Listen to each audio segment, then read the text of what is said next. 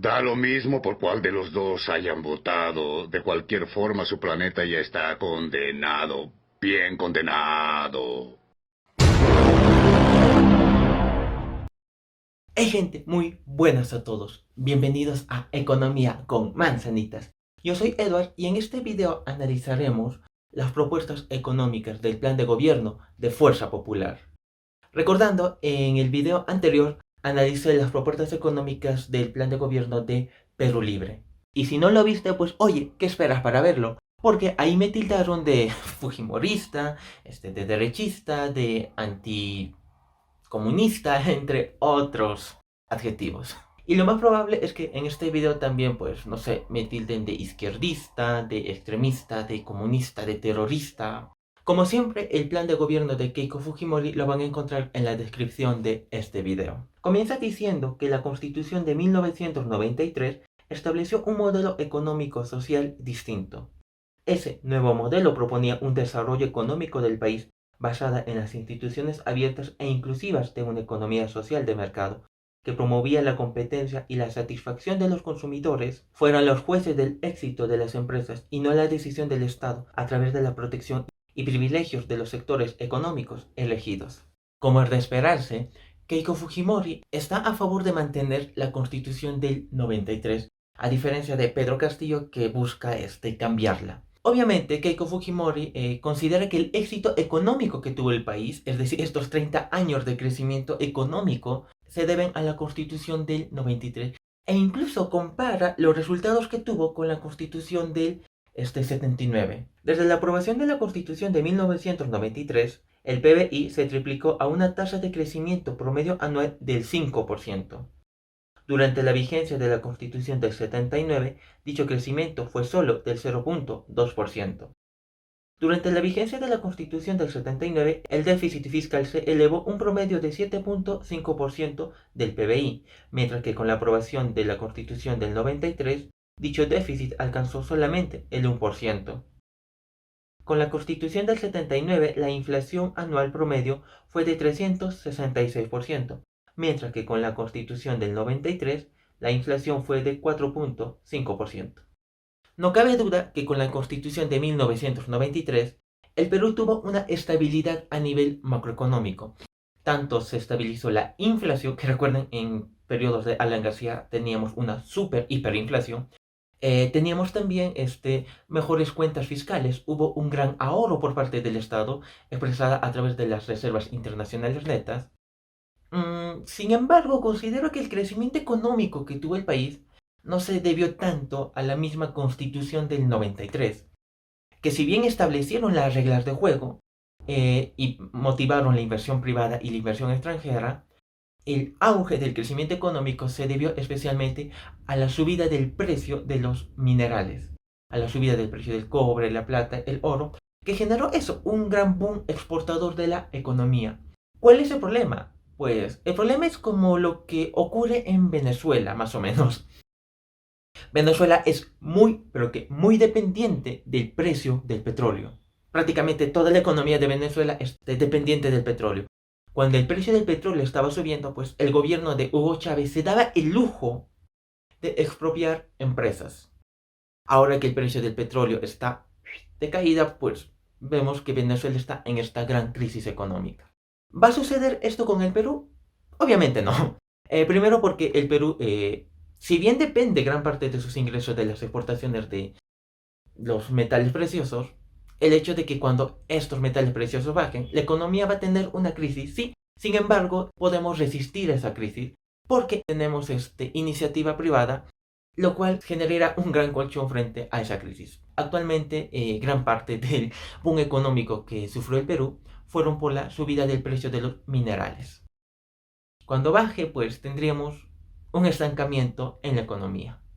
Y el plan de gobierno de Keiko Fujimori, pues lo único que propone a nivel, digamos, macroeconómico es mantener el status quo de la economía, ¿no? Compromisos en el corto plazo, compromisos destinados a generar empleo y promover el desarrollo, a reactivar la economía, restaurar el equilibrio de las cuentas fiscales y promover la seguridad ciudadana. Sin embargo, no encuentras el mecanismo de cómo realizarlo.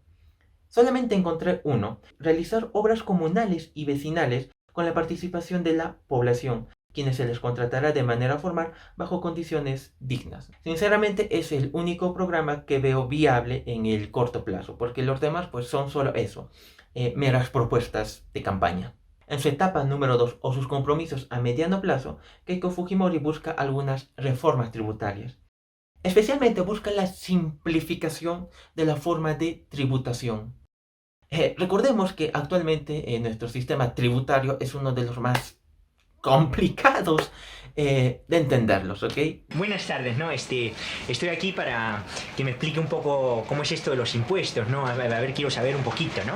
Como no, ante todo tengo que decirle que hay diversas formas de tributación. Claro. Tenemos Ya. el IGB, el ISC, el RUS, el Impuesto Extraordinario de Solidaridad. Esto era lo que antes era el FONAVI. Ah, sí. Tenemos el impuesto... No, ya, gracias, nomás porque esa cosa es facilísima, yo ya la sé hace mucho tiempo, ¿no? No, pero yo lo que quiero saber exactamente es cómo hago para pagar los impuestos, eso es lo que quiero saber. Muy bien, ¿qué categoría es? ¿Categoría? ¿Categoría no existe? ¿Sub-20? ¿Categoría de qué? ¿Tercera, cuarta, quinta?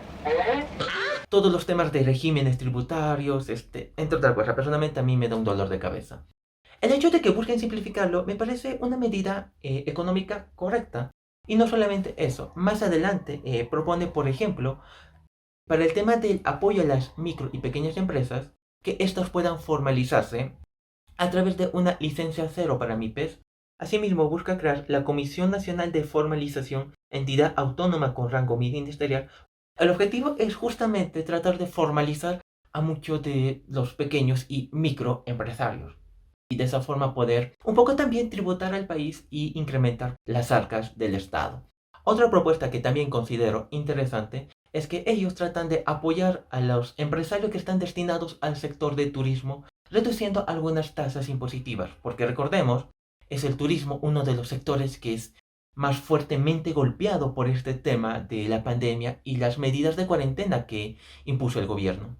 Otra medida en el mediano plazo es una reforma del sistema previsional, el cual busca incorporar a informales e independientes a los beneficios de un sistema previsional o de pensiones. Esto se logrará ampliando la base de contribuyentes hasta hacerla universal. Todos estamos de acuerdo que se tiene que reformular el sistema de privado de pensiones. La forma como calculan las pensiones personalmente es un desastre. ¿Cómo es posible que calculen la esperanza de vida de las personas en 120 años? O sea, te están dando una pensión con la esperanza de que tú vivas hasta los 120 años, lo cual hace obviamente que tu pensión mensual sea muy reducido. Si bien el plan de Keiko busca justamente cambiar un poco las reglas de juego del sistema de pensiones, no te dice cómo, no te dice la forma como podría ampliar la base de contribuyentes al sistema de pensiones. No me queda claro cómo muchas personas que son informales accedan a un sistema de pensión. La única vía sería pues la ONP. Y el problema de la ONP es que genera grandes costos al Estado peruano. ¿Por qué? Porque generalmente las personas que reciben las pensiones de la ONP reciben los ingresos de los nuevos aportantes. Es decir, no existe un ahorro privado como en las AFPs. Y por lo tanto considero que no sea una medida un poco viable que muchos informales accedan a la ONP. Y llegamos a un punto completamente complicado, el cual se trata de las reformas en el sistema financiero. Propone respaldar aquellas iniciativas que generan una mayor competitividad. De una manera colectiva y solidaria, serán implementados por la propia población. En ese sentido, los modelos como el cooperativismo serán firmemente impulsados, siempre con una constante supervisión. En cierta medida puede sonar bien, pero si analizamos un poco el pasado de Fuerza Popular, diremos que el cooperativismo va a ser como una entidad que le va a permitir realizar lavado de activos. En serio, piensen, ¿cuál es la forma más fácil de realizar lavado de activos? Crear tu cooperativa. Así de sencillo. Vean la investigación del fiscal José Domingo Pérez, que le está investigando por justamente recibir dinero de forma ilícita. Cuando tú recibes ese dinero de forma ilícita, obviamente no lo puedes poner a un banco, porque el banco te va a preguntar de dónde sacaste ese dinero y fuentes. Si tu dinero viene del narcotráfico, la forma más viable de lavarle ese dinero y ponerlo a la economía, pues es creando tus cooperativas. Y que Keiko Fujimori promueva ese cooperativismo, conociendo su pasado, realmente me hace pensar que lo va a utilizar como una entidad para lavar muchos dineros. El plan de gobierno de Keiko Fujimori, en términos económicos, es mucho mejor que el plan de gobierno de Perú Libre, obviamente en términos económicos. Uno nos genera una estabilidad macroeconómica, mientras que el otro, pues, en cierta medida puede generar un poco de caos en la economía. Y antes de que me tildes de que soy un fujimorista, pues quédate hasta el final, maldita sea.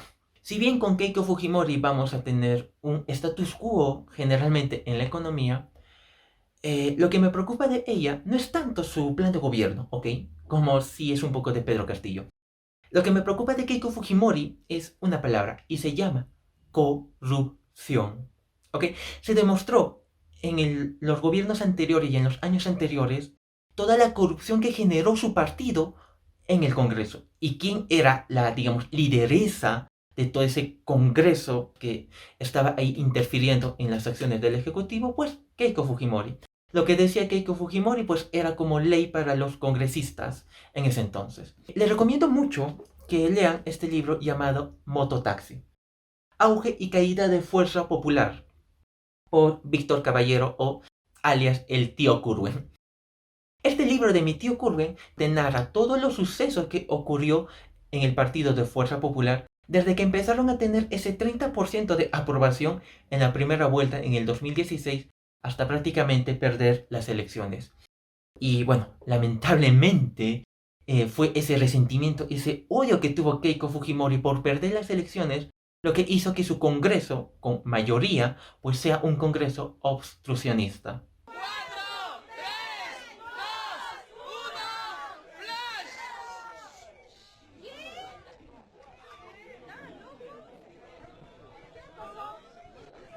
Este libro solamente te narra lo que ocurrió en ese partido hasta la vacancia de PPK. Desde la vacancia de PPK hasta el día de hoy, pues, Víctor Caballero exijo la segunda parte de este libro Mototaxi.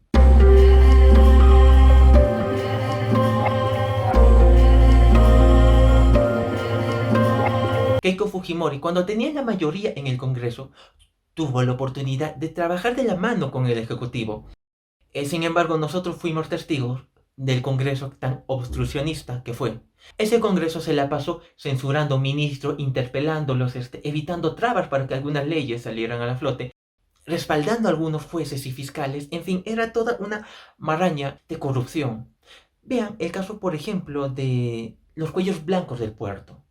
Una investigación que empezó analizando a presuntos organizaciones criminales que cobraban cupos en el Callao, pues terminó siendo una investigación a jueces y fiscales, porque muchos jueces y fiscales estaban relacionados con esas organizaciones criminales. ¿Y dónde está el problema? Pues que esos jueces y fiscales estaban relacionados con muchos congresistas de Fuerza Popular. Cuando salió a la luz estos audios, se dio a conocer pues la gran corrupción que hubo en el Poder Judicial o en el sistema de justicia de nuestro gobierno.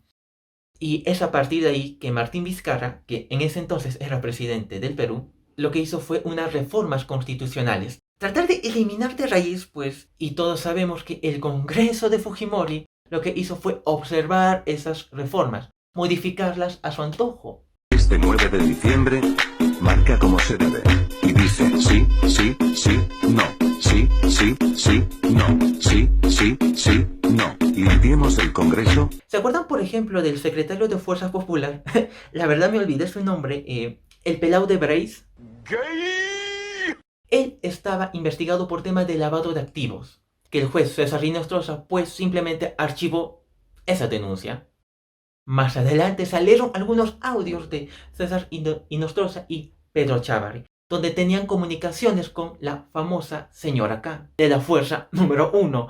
Y todo el mundo se preguntaba quién era la señora K. Keiko Fujimori, era obvio. Keiko Fujimori de la Fuerza Popular, la fuerza número 1 en el Congreso. Me llamó la señora. Ya.